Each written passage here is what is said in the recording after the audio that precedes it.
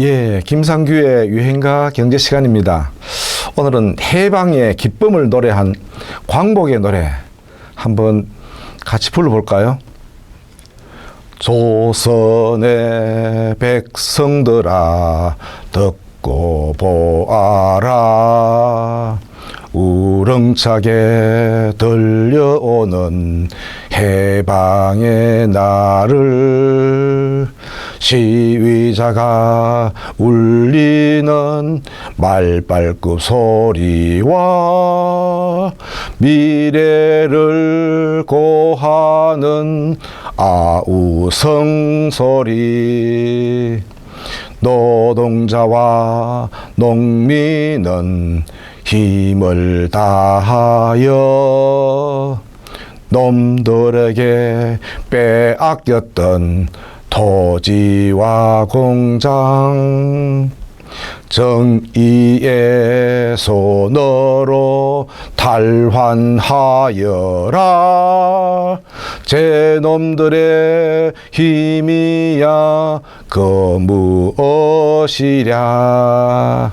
예, 잘 안 들어봤던 노래죠. 예, 해방 이후에는 일제 강점기 동안에 서름과 압박에 시달린 대중의 마음을 어루만지고 광복의 벅찬 기쁨을 노래한 대중가요들이 많았지요.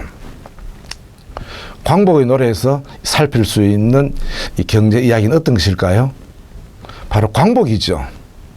우렁차게 들려오는 해방의 날을 시위자가 울리는 말발굽 소리와 미래를 고하는 아우성 소리. 바로 여기에서 보듯이 1945년 8월 15일 우리나라는 드디어 해방을 맞았죠.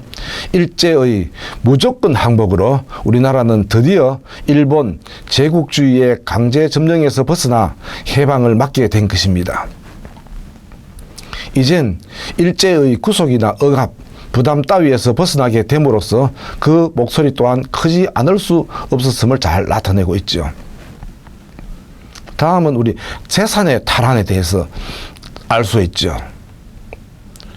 노동자와 농민은 힘을 다하여 놈들에게 빼앗겼던 토지와 공장 정의의 손으로 탈환하여라. 바로 여기에서 보듯이 토지조사사업, 산미정식계획 등에 의해서 빼앗겼던 우리의 재산, 즉 토지, 공장, 건물, 기계 등을 되찾게 되었음을 잘 나타내고 있습니다. 1910년 일제의 한국 강제 점령 후 일본 자본의 성장을 방해하는 그들의 수법은 더욱 악랄해졌죠. 1910년부터 일제의 한국 강점 후에 민족 자본의 성장을 방해하는 그들의 수법은 더욱 악랄해졌는데 1910년 계획 실시된 토지조사 사업은 한말에 일본인이 불법으로 취득한 토지를 법적으로 확인하고 국유지 및 미개지를 일본인 농사회사에 불화를 하였습니다. 일제는 토지조사 사업을 통해서 지주청을 포섭하여 식민지 농정의 협력자로 삼으려 하였고 이전부터 내려오던 소작제를 허용함으로써 민족 자본의 성장을 방해했습니다. 그리하여 소작농이 대량으로 늘어나고 농업이 영세 경영으로 악화되어서 농업 자본의 축적은 이루어지지 않았습니다. 또한 1910년 2월에 재정 공포한 조선회사령은 조선에서의 회사 설립을 허가주의로 규정하였습니다. 조선회사령의 명분은 조선 산업 발전을 위한다는 것이었으나 그 속셈은 일본 정부의 조선 개발 정책에 따라 조선 내에서의 근대 공업 건설을 견제하는 데 있었죠. 개방 이후 우리나라의 근대 공업을 발전시키기 위해서는 일제강점기에 빼앗긴 공장이라는 자본을 되찾아 와야만 했던 것입니다. 예, 다음으로 살필 수 있는 것은 바로 일본의 패망입니다. 패망. 제 놈들의 힘이야 그 무엇이랴. 예, 여기서 보듯이 일제는 연합군의 원자폭탄 투하죠. 일본의 히로시마하고 나가사키 두 군데에 폭탄을 투하함으로 해서 조건부 항복에서 무조건 항복으로 바뀌었습니다. 그리하여 패망했죠. 36년간의 유린을 당했던, 또 유린을 했던 조선 땅에서 어떤 힘도 발휘하지 못하고 허겁지겁 쫓겨나가지 않으면 안 되는 것을 이 가사에서 잘 지적하고 있죠. 다음으로는 분배적 정의를 살필 수 있습니다. 분배적 정의. 정의의 손으로 탈환하여라. 바로 여기에서 보듯이 일제강점기 동안 우리 사회는 분배적 정의는 존재하지도 기대할 수도 없었습니다. 그들의 패망은 우리의 해방이었기 때문에 그들이 소유했던 공장, 건물, 기계, 주택, 농지 등은 1차적으로는 미 군정의 관리 체제 하에 들어가게 되었고, 그 이후에는 유상몰수, 유상분배 방식으로 서서히 한국인 소유로 돌아오게 되었습니다. 여기에서의 분배적 정의는 바로 어떻게 이루 나가야 할 것인가, 여기에 대해서 바로 이제 여러 가지 의문점을 남깁니다. 그러면 우리가 이 분배적 정의란 어떤 것인가, 이것에 대해서 우리가 잠깐 살펴볼 필요가 있습니다. 분배적 정의는 네 가지의 관점에서 살펴볼 필요가 있습니다. 그 첫째가 바로 이 공리주의죠. 최대 다수의 최대 행복, 아마 많이 들어봤던 말씀이겠죠. 제레미 벤담과 존 스튜어트 밀이 주장했던 바로 최대 다수의 최대 행복입니다. 이 공리주의자들은 정부가 사회 구성원 전체의 총효용을 극대화시키는 정책을 선택해야 한다고 주장합니다. 공리주의자들은 사회의 총후생을 극대화하는 분배가 바로 정의로운 분배라고 보기 때문이지요. 공리주의자의 논리는 한계 효용 개념을 쉽게 이해할 수가 있습니다. 화폐에 대한 한계 효용은 사람에 따라 다르죠. 예를 들면은 같은 10만 원이라도 가난한 사람들은 그 한계 효용을 크게 평가하지 않습니까? 그렇지만 부자들의 경우는 똑같은 10만 원에 대해서 작게 평가합니다. 따라서 만약 부자의 10만 원을 가난한 사람에게 이전시키면은 두 사람의 한계 효용을 합한 총 효용은 이전하기 이전의 총 효용보다 크게 든다는 것이죠. 가난한 사람의 효용 증가분이 부자의 효용 감소분보다도 크기 때문입니다. 따라서 누진세를 통한 소득 재분배 정책은 사회의 총효용을 증가시키기 때문에 공리주의자들에 의해서 적극 지지되는 정책입니다. 그렇다고 공리주의자들이 완전한 균등 분배를 주장하는 것은 아닙니다.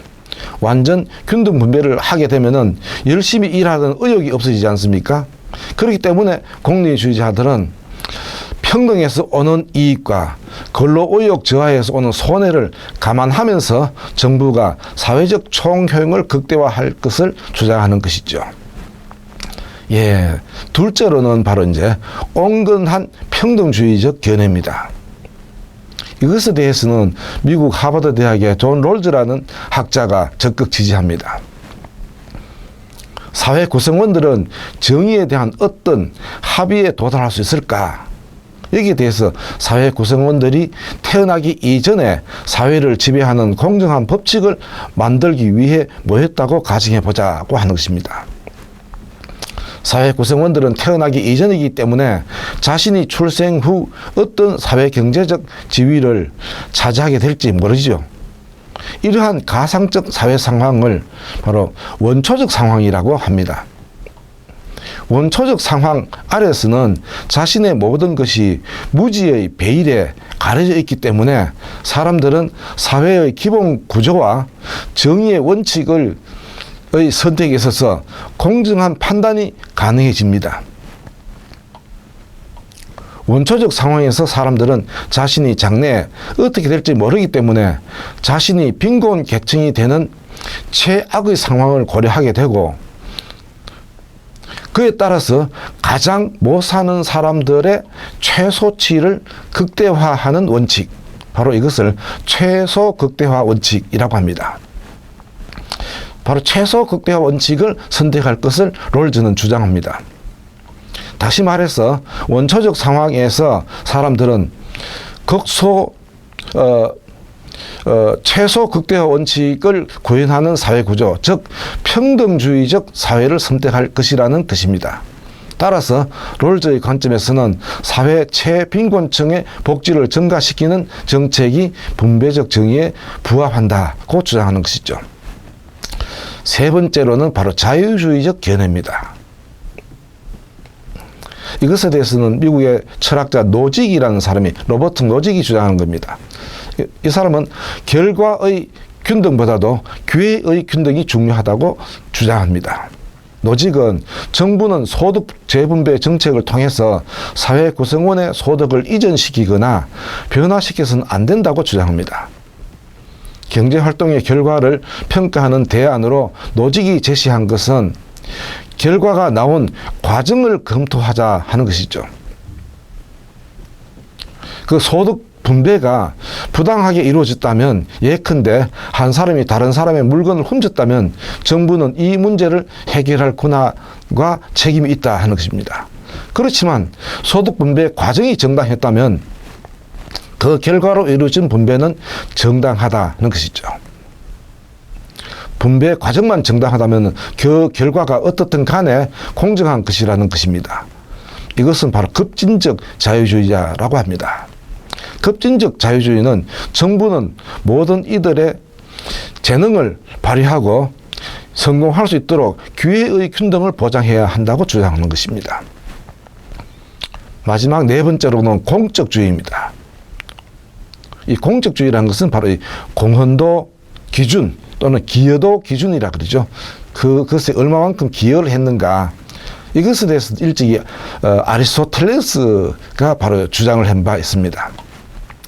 이것은 바로 능력, 노력, 자격, 전문성, 기술 등 그 일에, 그 업적에 공헌한 정도에 따라서 분배가 정당하게 이루어져야 한다고 하는 것입니다. 자본주의에서 시장 경제를 원칙으로 하는데, 이 시장 경제에서 능력주의가 이루어지지 않습니까? 바로 이러한 능력주의는 바로 공적주의를 잘 반영한 것이라고 할 수가 있겠습니다. 예, 유익한 시간이 됐습니까? 구독하기 꼭 부탁합니다.